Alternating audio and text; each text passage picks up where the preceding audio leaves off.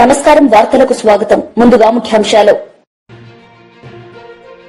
Swarnakuppam vision 2029ను విడుదల చేసిన ముఖ్యమంత్రి నారా చంద్రబాబు నాయుడు. ఈ సందర్భంగా ప్రసంగం.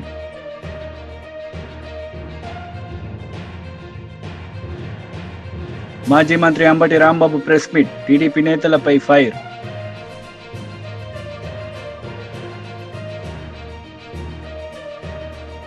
భారత్తో సహా ప్రపంచ వ్యాప్తంగా హెచ్ఎంపీ వైరస్ వ్యాప్తిలో ఉందన్న కేంద్రం ప్రజలు ఆందోళన చెందాల్సిన అవసరం లేదని భరోసా ఇచ్చింది. వైరస్ ఉధృతమైతే ఎదుర్కొనే సామర్థ్యం ఉన్నట్లు స్పష్టం చేసింది.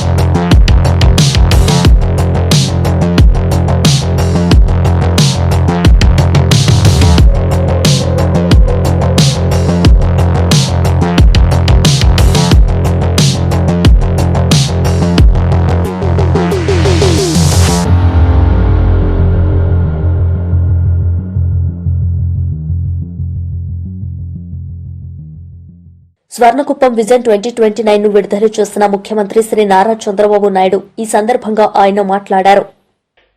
జనాభా స్టేబుల్ గా ఉంటుంది.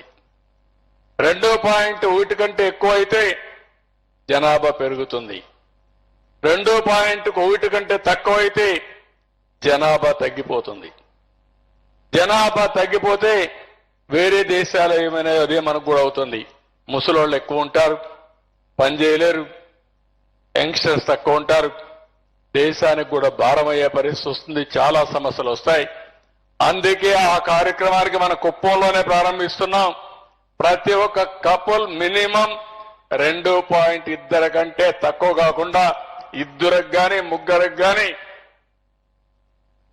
వాళ్ళు ప్రోత్సహించాల్సిన అవసరం ఉంది, భర్తనివ్వాల్సిన అవసరం ఉంది. ఇది లెక్కేసుకుంటాం ఏ ఇంట్లో తగ్గిపోతున్నారని. ఒకప్పుడు నేను పాపులేషన్ కంట్రోల్ పెట్టాను. 2 కంటే ఎక్కువ ఉంటే లోకల్ బాడీస్ లో కంటెస్ట్ చేయడానికి పోటీకి అనర్హుల్ని.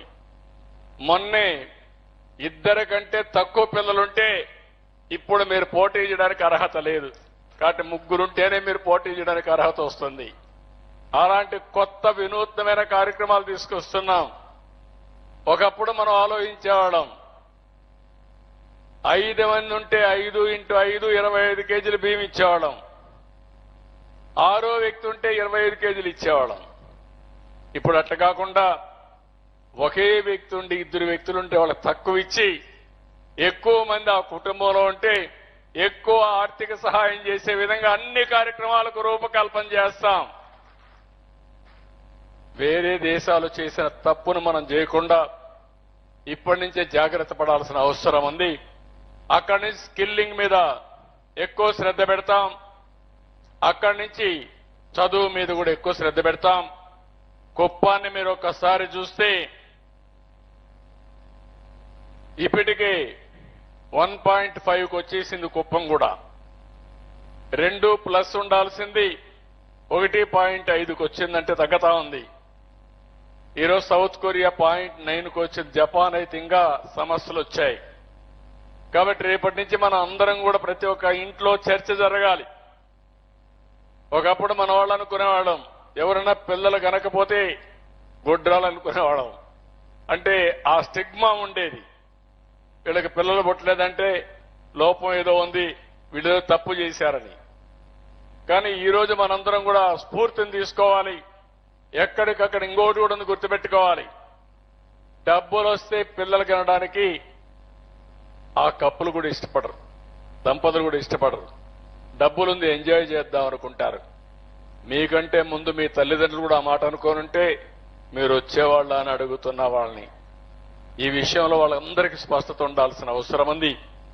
మనందరి బాధ్యత ప్రపంచం అనేది కంటిన్యూస్ ప్రాసెస్. ఇది సమాజం అనేది నిరంతరం ముందుకు పోవాల్సిన అవసరం ఉంది.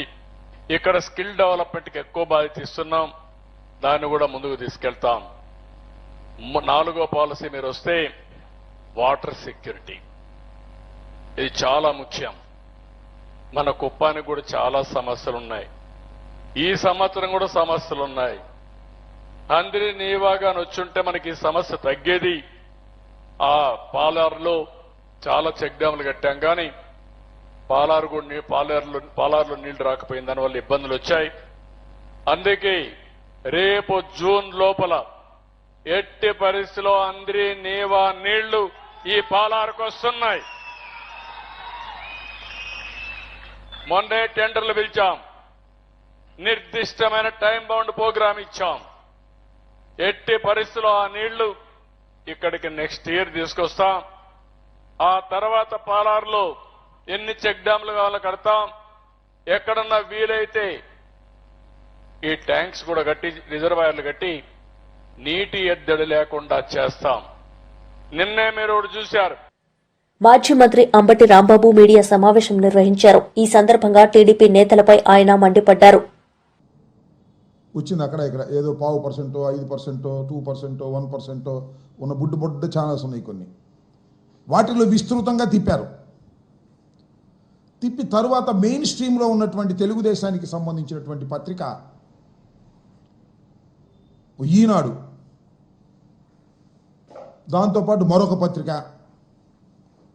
ఈ పత్రికలు మళ్ళా దాన్ని తెర మీదకు తీసుకొచ్చి ఫస్ట్ పేజీలో వార్తలు రాశారు, బినామీ బూచోళ్ళు అని. వీళ్ళు ఎక్కడి దాకా వెళ్ళారంటే ఈ సబ్ రిజిస్ట్రార్ చాలా అన్యాయాలు, అక్రమాలు, భూదందాలు, దొంగ రిజిస్ట్రేషన్స్ విశాఖపట్నంలోవి, రాజమండ్రిలోవి, ఇబ్రహీంపట్నంలో ఉన్నటువంటి చోట అనేక చోట్ల ఇవన్నీ చేశారు.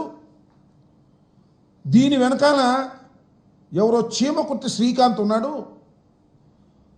ఆ చీమకుర్తి శ్రీకాంత్ జగన్మోహన్ రెడ్డి గారికి, జగన్మోహన్ రెడ్డి గారి సతీమణి అయినటువంటి భారతమ్మ గారికి బినామీ వేల లక్షల కోట్ల రూపాయలు గోల్మాలైపోయింది అని ఒక కథనాన్ని మళ్ళా తెర మీదకు వండి వార్చేటటువంటి ప్రయత్నం చేస్తున్నారు.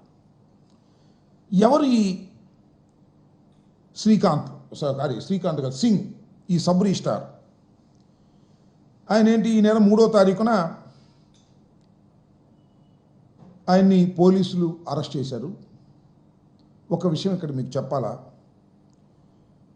వైఎస్ఆర్ కాంగ్రెస్ పార్టీ అధికారంలో ఉన్నప్పుడే 2023 నవంబర్ 17న ఈ ధర్మసింగ్ అనే సబ్ రిజిస్ట్రార్ నివాసంలో ఏసీబీ దాడులు జరిపింది. ఇతను ఆదాయానికి మించినటువంటి ఆస్తులు ఉన్నాయని, అవినీతి విచ్చలవిడిగా చేస్తున్నాడనేటువంటి ఆరోపణలు రావడంతో 2023 నవంబర్ 17వ తారీఖున, అంటే వైఎస్ఆర్ కాంగ్రెస్ పార్టీ అధికారంలో ఉన్నప్పుడు ఈయన మీద ఏసీబీ దాడులు చేసింది, ఇంటి మీద సోదాలు చేసింది, ఆయనకున్నటువంటి పలు ప్రాంతంలో ఉన్నటువంటి ఆస్తుల మీద దాడులు చేసింది. ఇంట్లో ఉన్నటువంటి ఈ సింగు గారు గోడ దిగి పారిపోయాడు. ఆ రోజున మొన్న దొరికాడు 3 రోజుల క్రితం. అప్పుడు దాకా దొరకల, పరారీలో ఉన్నాడు. ఎవరు ఈ సబ్ రిజిస్ట్రార్ సింగ్ అంటే, ఆయన పేరు పెద్ద సింగ్, దాని పేరేంటి, ఆయన బాలనాగ ధర్మసింగ్. ఈయనేంటి ఆయన కథ అంటే 2014 నుంచి 2019 వరకు విజయవాడ ప్రాంతంలోనే సబ్ రిజిస్ట్రార్గా ఉన్నారు. చాలా అవినీతి ఆరోపణలు ఆయన మీద వచ్చాయి. వైఎస్ఆర్ కాంగ్రెస్ పార్టీ ఆయన మీద యాక్షన్ తీసుకోవడానికి ప్రయత్నం చేస్తే పారిపోయి మొన్న దొరికాడు 3వ తారీఖున. దొరికిన తర్వాత మాజీ మంత్రి జగదీష్ గౌడ్ మీడియా సమావేశం నిర్వహించారు. ఈ సందర్భంగా సీఎం రేవంత్ రెడ్డిపై విమర్శలు చేశారు. బోర్లా పడ్డాడు, మూతి వాయ కొట్టుకున్నాడు ఇవాళ తెలంగాణ ప్రభుత్వం. దాంట్లో నుంచి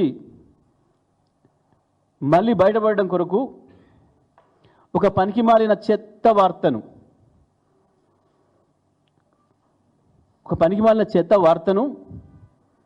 ఇవాళ అన్ని టీవీలకు ఇచ్చి 10 గంటల నుంచి ప్రారంభమైన చర్చ రాష్ట్రంలో కేటీఆర్ గారు కోర్టులో ఉంది సమస్య, జడ్జిమెంట్కు ఉంది, పైగా ఇవాళ వారి స్వయాన సొంత మామగారు వారు ఇవాళ ఏడాది మాసికమంటాం, తద్దినమంటాం, సంవత్సరికమంటాం, ఆ పూజ ఇంట్లో ఉన్నప్పటికి కూడా ఆ సాకుతోనో కోర్టు సాకుతోనో పోకుండా ఉండే అవకాశం ఉన్నా, నేను ఇంకోనాడు వస్తా అని చెప్పే అవకాశం ఉన్నా, ఒక బాధ్యత గల నాయకుడిగా, చట్టం పట్ల రాజ్యాంగం పట్ల గౌరవం ఉన్న పౌరుడిగా స్వయంగా హాజరైనరు. కేవలం న్యాయవాదులు ఉన్నాడు, పక్కన న్యాయవాది ఉంటే మేము రానియమని చెప్పి 45 నిమిషాలు పైగా రోడ్డు మీద నిలబెట్టి విచారణ అధికారే బయటకు వచ్చి మీరు ఏమి ఇవ్వదలుచుకుంటో ఇవ్వండి సార్ అని చెప్పి వారు రాతపూర్వకంగా తీసుకుపోయిన కాగితం తీసుకొని సంతకం పెట్టి మీరు ఓండి సార్ అని చెప్పి పంపించి, ఇది ప్రపంచం అంతా చూసింది. మీడియా సాక్షిగా, వందల మంది ప్రజలు దారిమడిపోయే వాళ్ళ సాక్షిగా చూసింది సమాజం అంతా కేటీఆర్ గారు ఏ పద్ధతుల్లో ఎట్లా విచారణకు హాజరైననే విషయాన్ని. ఆ మిగతా డ్రామా కుదరలేదు ఇవాళ. అది కూడా మేము జాగ్రత్త తీసుకొని మా మాజీ శాసనసభ్యుడు పట్నం నరేందర్ రెడ్డి విషయంలో ఏదైతే పోలీసులు చట్ట ప్రకారం విధి నిర్వహణ చేయకుండా రేవంత్ రెడ్డి చెప్పిన పద్ధతుల్లో పనిచేసి దుర్మార్గంగా ఆయన చెప్పని విషయాలు చెప్పినట్లుగా అబద్ధాలు రాసి మాకు నరేందర్ రెడ్డి చెప్పిండు, నేమే ప్లాన్ చేసినాం, ఇదంతా ఆఫీసర్లు వస్తే దాడి చేయాలి, చంపాలని చెప్పి కేటీఆర్ మాకు చెప్పిండు అని చెప్పి దొంగరాతలు రాసి కోర్టులో సబ్మిట్ చేసి కోర్టును ప్రజల్ని పగదారి పట్టించే ప్రయత్నం చేసినరు. ఇవాళ మళ్ళీ అది జరగకుండా ఉండాలి అని చెప్పి స్వయంగా తను చెప్పదలుచుకున్న విషయాన్ని రాసి సంతకం పెట్టి తీసుకొని పోయినరు. అది కూడా న్యాయవాదులు కూడా తీసుకుపోయి న్యాయవాదులు సీనియర్ న్యాయవాదుల సమక్షంలో ఇచ్చొస్తా అని చెప్పి తీసుకొని పోయినరు. ఎందుకు రేవంత్ రెడ్డి బయటనే ఉంచి విచారణాధికారే బయటకు వచ్చి తీసుకొని పోయిండు? వాళ్ళు అనుకున్న పన్నాగం నడవలే, బొక్కపుర్ల పడ్డరు, అయిపోయింది. దాని తర్వాత 2 గంటలు ఆయన మేధావులందరూ కూర్చొని, ఆయనకు సలహాలు ఇచ్చే మేధావులంతా కూర్చొని ఏం చేయాలి, బొక్కపుర్ల పడుతుంది, మరి మనం ప్రజల్లోనేమో చర్చ వేరే రకంగా పోతుంది, దీన్ని ఏదో పద్ధతిలో డైవర్ట్ చేయాలి కదా అని చెప్పి ముందే అనుకున్న స్కీమ్ కేటీఆర్ ఇంటి మీద రైడ్ చేసి ఏదో కాగితాలు దొరికినాయని చెప్పాలనుకునేవి ఏవైతున్నాయో వాటిని మీడియా మిత్రులకు పంపించి, ఎలక్ట్రానిక్ మీడియా మిత్రులకు పంపించి వాళ్ళ కాలు పట్టుకొని అదొక్కటే ఇస్తున్నారు, జరగ ఇది కూడా వేయండి అని చెప్పి వేసిన ఒక పనికి మాలిన పాత చింతకాయ పచ్చడి వార్త. ఏంటిది? ఏదో గ్రీన్ కో నుంచి ఎలక్ట్రల్ బాండ్స్ వచ్చినాయి, మాకు ఇప్పుడే దొరికింది. పాపం ఒక టీవీలో సంచలన వార్త. అందులో మరి వారికి ఏం సంచలనం కనపడదో మాకేం కనపడలే, ప్రజలకి ఏం కనపడలే. ఎలక్ట్రోలర్ బాండ్స్ అనేవి బహిరంగమైనవి, కోర్టు ఉత్తర్వులు ఇచ్చింది, సుప్రీంకోర్టు కూడా సబ్మిట్ చేసినాయి, బ్యాంకులు బహిరంగంగా అందరికి తెలిసిన విషయం. ఆ గ్రీన్ కో కంపెనీ మాకే ఇయ్యలే, బీజేపీకి ఇచ్చింది, కాంగ్రెస్కి ఇచ్చింది, మాకు ఇచ్చింది, ఇంకో పార్టీకి ఇచ్చింది, ఇంకో పార్టీకి ఇచ్చింది. ఈ దేశంలో ఉన్న 7-10 పార్టీలకు ఇచ్చినాయి అందరికీ. కాంగ్రెస్ కూడా 25-27 కోట్లు ఇచ్చింది, బీజేపీ కూడా 40-50 కోట్లు ఇచ్చినట్టుంది. తెలంగాణలో బీసీల పరిస్థితి పెనం మీద నుండి పొయ్యిల పడ్డట్టయిందని బీజేపీ రాష్ట్ర ప్రధాన కార్యదర్శి కాసం వెంకటేశ్వర్లు అన్నారు. ఈ సందర్భంగా ఆయన మాట్లాడారు. 42% పెంచి బీసీలకు రిజర్వేషన్స్ స్థానిక సంస్థలలో పెంచి వెంటనే ఎన్నికలు నిర్వహిస్తాం. దాంట్లో గొప్పగా చెప్పిండు ఇప్పుడు ఉన్నటువంటి పిసిసి అధ్యక్షుడు. ఏం చెప్పిండంటే కొత్తగా ప్రజాప్రతినిధులు 23,973 మందికి మేము అధికారాన్ని కల్పిస్తూ ఉన్నాం బీసీలకు అని చెప్పేసి గొప్పగా చెప్పుకోరు. ఇవాళ 42% పెంచింది లేదు, అతిగతి లేనటువంటి పరిస్థితి కనపడతా ఉంది. మేము అడుగుతున్నాం రేవంత్ రెడ్డి గారి ప్రభుత్వాన్ని, ఇదే పిసిసి అధ్యక్షుడిని, సంవత్సరం పూర్తి అయిపోయింది, మీరు కమిషన్ల మీద కమిషన్లు వేసిండ్రు, బీసీ రిజర్వేషన్ల పెంపు మీద కమిషన్ వేసిండ్రు, ఆ కమిషన్ తర్వాత కులగణనను చేపట్టిండ్రు, ఆ కులగణనకు సంబంధించినటువంటి రిపోర్ట్ని ఏమన్నా బయట పెడతారా? కులగణన రిపోర్ట్ని బయట పెట్టరా? ఎందుకోసం అడుగుతున్నాం అంటే కేసీఆర్ గారి ప్రభుత్వం ఒకటే రోజు రాష్ట్ర వ్యాప్తంగా ఇంటింటికి సర్వే చేసి ఆ మొత్తం దుబాయ్లో ఉన్నోళ్ళు, అమెరికాలో ఉన్నోళ్ళు కూడా వచ్చేసి ఆ రోజు సబ్బండ వర్గాలు వచ్చేసి సర్వేలో పాల్గొని నమోదు చేసుకున్న తర్వాత ఏ విషయాన్ని కూడా ఆయన ప్రకటించలేదు. ఇప్పటి వరకు అది టీఆర్ఎస్ పార్టీ, బీఆర్ఎస్ ప్రభుత్వం ప్రకటించకపోతే ప్రకటించపాయి. ఈయన వచ్చిన తర్వాత కూడా ఆ రిపోర్ట్ని ప్రకటించలేదు.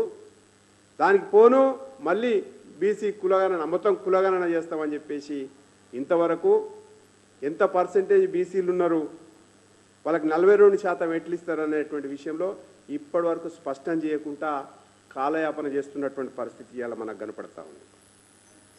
అదొక్కటే కాదు, ఇవాళ ఆయన చెప్పిన విషయాలు, యువతకు, బీసీ యువతకు వడ్డీ లేని 10 లక్షల రుణం ఇస్తామన్నాడు. సంవత్సరం పూర్తయింది, ఎంతమందికి ఇచ్చిరో బయట పెట్టాలని చెప్పేసి మేము డిమాండ్ చేస్తూ ఉన్నాం. తర్వాత ప్రతి మండలానికి నవోదయ మోడల్ స్కూళ్ళు, బీసీ గురుకులాలు ఏర్పాటు చేస్తూ ఉన్నాడు. ఎన్ని గురుకులాలు ఏర్పాటు చేసినావు కొత్తగా చెప్పాలని చెప్పేసి అడుగుతున్నాం. తర్వాత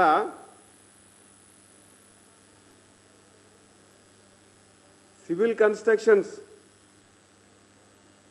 మెయింటెనెన్స్ కాంట్రాక్టర్లందరికీ కూడా 42% రిజర్వేషన్స్ కల్పిస్తామని చెప్పారు. ఏ సివిల్ కాంట్రాక్టర్కు ఎప్పుడు రిజర్వేషన్స్ ఇచ్చినావు, ఏం సంగతి రుణం ఇచ్చినావో చెప్పాలని చెప్పేసి మేము అడుగుతా ఉన్నాం. తర్వాత రేవంత్ రెడ్డి గారి సర్కారు బీసీలకు పొన్నం ప్రభాకరు లేకపోతే పిసిసి అధ్యక్షుడు గొప్పగా చేస్తున్నాం అన్నాడు.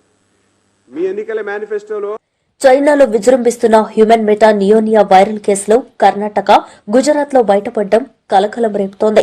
బెంగళూరులో 2 చిన్నారులు, అహ్మదాబాద్ లో మరో చిన్నారికి ఈ వైరస్ సోకినట్లు కేంద్ర ఆరోగ్య శాఖ ప్రకటించింది. భారత్ తో సహా ప్రపంచ రిపీట్ ఉత్తమ నాయకులు, కార్యకర్తలతో విద్యాశాఖ మంత్రి నారా లోకేష్ సమావేశమయ్యారు. ఈ సందర్భంగా ఆయన మాట్లాడారు. వాళ్ళు కొడితే ఊరుకుంటావా మనం? చెప్పన్నా, వాళ్ళు రాయొచ్చు మనం ఊరుకోవాలా? కుదరదు. నా దగ్గర అయితే అది కుదరదు. 2 పీకారు. రాత్రి వెళ్ళి నేను గుర్తుంది, నైట్ హాల్కి వెళ్ళాం, కొడుకుంటే పొద్దునే ఎస్ఐ గారు వచ్చారు.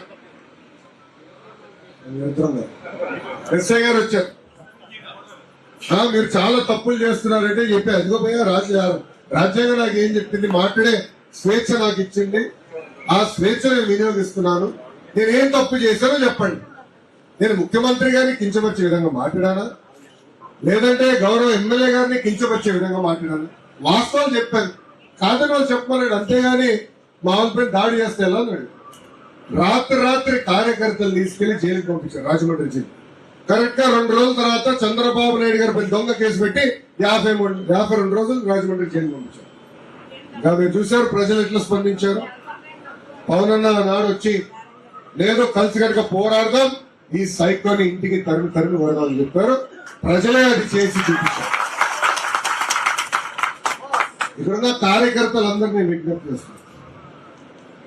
మొన్న ఎన్నికలు కేవలం సంక్షేమ అభివృద్ధి గురించే కాదు, అహంకారం వ్యతిరేకంగా తీర్పు వచ్చింది. ఒక ముఖ్యమంత్రి గారు కానివ్వండి, మంత్రివర్యులు కానివ్వండి, శాసనసభ్యులు కానివ్వండి, అందరూ ఒళ్ళేడు పెట్టుకుని పనిచేయాలని ప్రజలు ఇచ్చిన తీర్పు.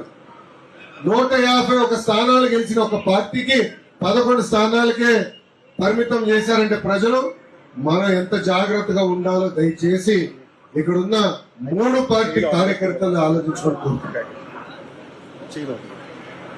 మనం ఎంత పైకి ఎదిగితే అంత భూమి పైన ఉండాలి. ప్రజల దగ్గరికి వెళ్ళాలి, వాళ్ళ సమస్యలు తెలుసుకోవాలా, పరిష్కరించాలి. వాస్తవంగా ఆర్థిక పరిస్థితి ఇంత దారుణంగా ఉందని మేము ఎవడో అనుకోలే. కార్లో కూడా నిమ్మల రామానాయుడు గారు మేము మాట్లాడుకుంటాము ఫైనాన్స్ గురించి, ఇంత గంభీరంగా ఉంటుందని ఇప్పుడు నాకు ఊహించామా అని అనుకున్నాం. ఈ రోజు ప్రతి నెల 4,000 కోట్ల రూపాయల డెఫిసిట్ లో నడుస్తున్నాం. అయినా కూడా భారతదేశంలో ఏ ప్రభుత్వం ఇవ్వని విధంగా ఆంధ్ర రాష్ట్రంలో ఉన్న ఎన్డీఏ ప్రభుత్వం పెన్షన్ ఇస్తుందండి. 4,000 రూపాయలు ఏ రాష్ట్రంలో ఇవ్వట్లా. వికలాంగులకి 6,000 రూపాయలు ఏ రాష్ట్రం ఇవ్వట్లా. మనం కలిసి కట్టిస్తున్నాం. మూసేసిన అన్న క్యాంటీన్ తెలిసి ప్రారంభించింది మన ప్రభుత్వం. ఉచితంగా మనం 3 గ్యాస్ సిలిండర్లు ఇస్తానని హామీ ఇచ్చాం, అది కూడా అమలు చేసింది మన ప్రభుత్వం. ఇది మనం బలంగా చెప్పుకోవాల్సిన అవసరం ఉంది. చేసిన పనులు మనందరం కలిసికట్టుగా ముందరికి వెళ్ళి చెప్పుకోవాల్సిన అవసరం మనందరి పైన ఉంది. ఇంతేకాదు, సైకోకి వేరే పనులు ఉండదు, మన మధ్య చిచ్చు పెట్టేదానికి ఇదే పని. దయచేసి మనందరం అప్రమత్తంగా ఉండాలి. బూత్ స్థాయి దగ్గర నుంచి జాతీయ స్థాయి వరకు మనందరం కలిసికట్టుగా పనిచేయాలి. ఇది కేవలం ఒక ఇండియా కోసం, నేను వేరే ప్రయోజనాల కోసం కాదు, రాష్ట్రం కోసం, దేశ సమగ్రత కోసం మనం పనిచేయాలి. బాబు గారు కూడా ఎక్కడికి వెళ్ళినా ప్రధానమంత్రి నరేంద్ర మోడీ గారి నాయకత్వం గురించి మాట్లాడుతున్నారు. సమర్థవంతమైన నాయకత్వం రావాలి. దేశాన్ని మనం ముందలు తీసుకెళ్ళాలి. 2047కి భారతదేశానికి స్వాతంత్రం వచ్చి 100 సంవత్సరాలు అవుతుంది. డెవలప్డ్ దేశంగా మనం నిలబడాలనేది అటు ప్రధానమంత్రి నరేంద్ర మోడీ గారిది, ఇక్కడ మన ముఖ్యమంత్రి చంద్రబాబు నాయుడు గారి కళ. ఇది సాధించాలంటే కలిసికట్టుగా పనిచేయాలా. ఏమైనా ఇబ్బందులు ఉంటే వచ్చి నాకు చెప్పండి, నేనన్నా మిమ్మల్ని కన్విన్స్ చేస్తా, మీరన్నా నన్ను కన్విన్స్ చేయాలి. అంతేగాని మిస్ ఫైర్లు, క్రాస్ ఫైర్లు, విడాకులు అవుట్ ఆఫ్ క్వశ్చన్. మనందరం కలిసికట్టుగా పనిచేయాలి, కలిసికట్టుగా ముందరికి వెళ్ళాలని ఈ సభాముఖం తెలుపుకుంటూ, నాకు ఇంత అద్భుతమైన అవకాశం ఇచ్చిన వర్మ గారికి నా ఉదయపూర్వక ధన్యవాదాలు తెలుపుకుంటూ, మాజీ మంత్రి గుడివాడ అమర్నాథ్ మీడియా సమావేశం నిర్వహించారు. ఈ సందర్భంగా ఆయన మాట్లాడారు. శ్రీకాకుళం వరకు మొదలు పెట్టమంటారా? గతంలో 15 సంవత్సరాలు మీ తండ్రి గారు ఉమ్మడి రాష్ట్రానికి 10 సంవత్సరాలు, రాష్ట్ర విభజన జరిగిన తర్వాత 5 సంవత్సరాలు, 15 సంవత్సరాలు మొన్న వచ్చినటువంటి అధికారానికన్నా ముందు 3 పర్యాయాలు ఈ రాష్ట్రానికి ముఖ్యమంత్రిగా చేశారు. గతంలో ఎప్పుడు కూడా ఉత్తరాంధ్రకి ఆయన హయాంలో జరిగినటువంటి కార్యక్రమాలు ఏంటో ఒకసారి చెప్పుంటే మేము మిగిలినటువంటి వాడికి సమాధానం చెప్పేవాళ్ళం. జగన్మోహన్ రెడ్డి గారు గడిచినటువంటి 5 సంవత్సరాల్లో శ్రీకాకుళంలో మొదలు పెడితే ఉద్దానం కిడ్నీ సమస్యకు సంబంధించి 700 కోట్ల రూపాయలతో వాటర్ ప్రాజెక్టు నిర్మించాం, కిడ్నీ రీసెర్చ్ సెంటర్ నిర్మించాం. ఎన్నో దశాబ్దాలుగా ఉన్నటువంటి మూలపేట పోర్టు నిర్మాణం, శ్రీకాకుళంకి సంబంధించి ఆ ప్రాంతం తాలూకు రూపురేఖలు మార్చేటువంటి శ్రీకాకుళం పోర్టు, మూలపేట పోర్టు నిర్మాణాన్ని ప్రారంభించాం. విజయనగరంలో మెడికల్ కాలేజ్ నిర్మించాం, కురుపాంలో ట్రైబల్ ఇంజనీరింగ్ కాలేజు, పార్వతీపురంలో మెడికల్ కాలేజు, సెంట్రల్ యూనివర్సిటీకి సంబంధించినటువంటి భూమి పూజ చేశాం. అత్యంత ప్రతిష్టాత్మకమైనటువంటి భోగాపురం ఇంటర్నేషనల్ ఎయిర్పోర్ట్. గతంలో మీరు కేవలం మీకు కావాల్సినటువంటి మనుషుల కోసం మీరు చేసినటువంటి కార్యక్రమాలు మేము చూసాం. మేము అధికారంలోకి వచ్చిన తర్వాత అనేక కోర్టు కేసుల అడ్డంకులు ఉంటే 2002 ఎకరాలు, ఎందుకంటే నేను ఆ శాఖకు సంబంధించినటువంటి మంత్రిగా పూర్తి పర్మిషన్స్ కానీ, ఆ ల్యాండ్ ఎక్విజిషన్ కానీ పూర్తిగా అన్ని మేమే సేకరించి అన్ని రకాలైనటువంటి పర్మిషన్స్ తీసుకుని వచ్చి కాంపౌండ్ వాల్ నిర్మించి రీహాబిలిటేషన్ అక్కడ ఉన్నటువంటి గ్రామ ప్రజానికానికి కల్పించి 2023 మే 3వ తారీఖు 1వ తారీఖు సబ్జెక్టు కరెక్షన్ డేట్ పనులు ప్రారంభించి ఈరోజు ఏ స్థాయిలో పనులు జరుగుతూ ఉన్నాయో కూడా మీరు చూస్తూ ఉన్నారు. ఐటీ కంపెనీ గురించి అడిగారు. ఇన్ఫోసిస్ తీసుకొచ్చింది ఎవరు విశాఖపట్నానికి? ర్యాన్స్టాడ్ లాంటి పెద్ద కన్సల్టెంట్ కంపెనీ, ప్రపంచంలోనే అతిపెద్ద కన్సల్టెంట్ కంపెనీ ర్యాన్స్టాడ్ తీసుకొచ్చింది ఎవరు విశాఖపట్నానికి? WNS ఈరోజు మీరు చెప్తా ఉన్నారు HSBC వెళ్ళిపోయిందని చెప్పి, అదే HSBC ఆ బిల్డింగ్ లో WNS తీసుకుని వచ్చి 3,000 మందికి ఉపాధి కల్పించింది ఎవరు? ఎవరు ప్రభుత్వంలో చేశారు? మీకు ఇవేవి కనబడరు. మేము తీసుకొచ్చినటువంటి TCS ను కూడా మీరే తీసుకొచ్చారని చెప్పుకునేటువంటి పరిస్థితికి వచ్చేస్తే, ఆ TCS కూడా 10,000 మంది అన్నారు. వార్తలు ముగించే ముందు ముఖ్యాంశాలు మరోసారి. స్వర్ణకుప్పం విజన్ 2029ను విడుదల చేసిన ముఖ్యమంత్రి నారా చంద్రబాబు నాయుడు. ఈ సందర్భంగా ప్రసంగం.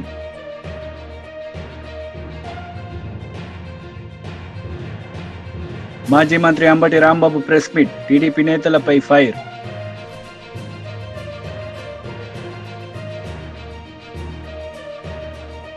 ఈ వార్తలు ఇంతటితో సమాప్తం. తిరిగి ప్రసారమయ్యే వార్తల్లో మళ్ళీ కలుద్దాం. అంతవరకు సెలవు. నమస్తే.